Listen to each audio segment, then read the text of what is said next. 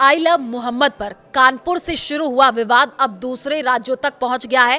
जी हां, वाराणसी से तस्वीर सामने आई है जहां पर साधु संतों ने आई लव महादेव का शंखनाद कर दिया है। तो I love Mohammad versus I love Mahadev अब ये ट्रेंड भी कर रहा है। जी हां, कानपुर के अलावा अब बरेली, उन्नाव और दूसरे राज्यों में इस मामले को लेकर के जुलूस निकाले जा रहे हैं। उन्नाव में जुलूस निकाल करके पुलिस कर्मियों पर पथराव कर दिया गया, जबकि केस की हकीकत कुछ और ही है। वहीं शहर काजी ने बेवजह होहल्ला मचा करके शांति और कानून व्यवस्था भंग न करने की अपील की है।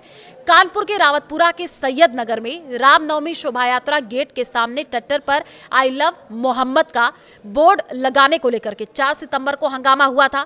एसीपी रंजित कुमार ने लोगों को समझा करके मामला को शांत कराया था।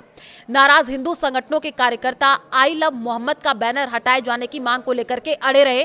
करीब 2 घंटे बाद बोर्ड को हटा दिया गया।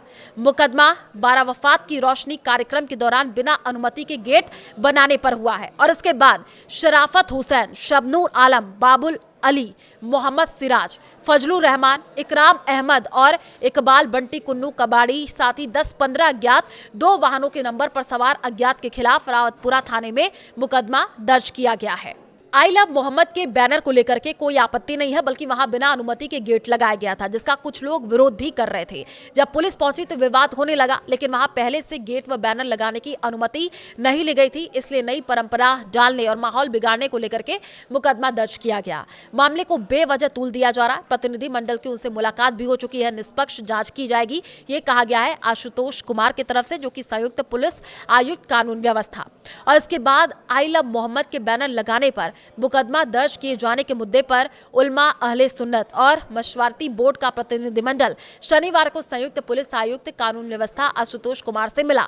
उन्होंने दर्ज मुकदमे रद्द करने की मांग की। ये मामला तेजी से वायरल हो रहा है। कई जगहों पर इसको लेकर के बैठकें हुई हैं।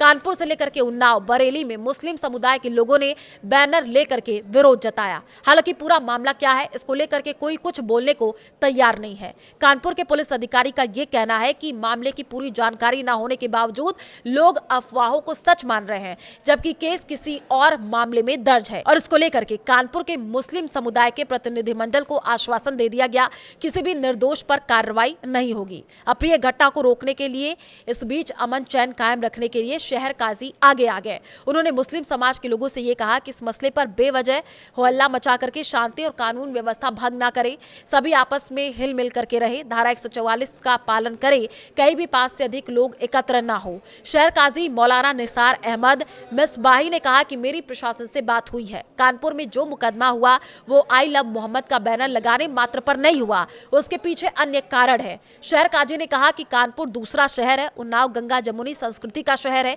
यहाँ कभी सांप्रदायिक सौहार्द नहीं बिगाड़ा, इसलिए हमारी कौम के लोग बिना अनुमति के किसी तरीके का कोई जुलूस ना निकाले। अगर किसी को अपनी बात रखनी है तो वो शांतिपूर्वक प्रतिनिधि मंडल के रूप में प्रशासन से मिलकर के अपना मांग पत्र दे। उन्होंने लोगों से अमन चैन कायम रखने में सहयोग करने की भी अपील की।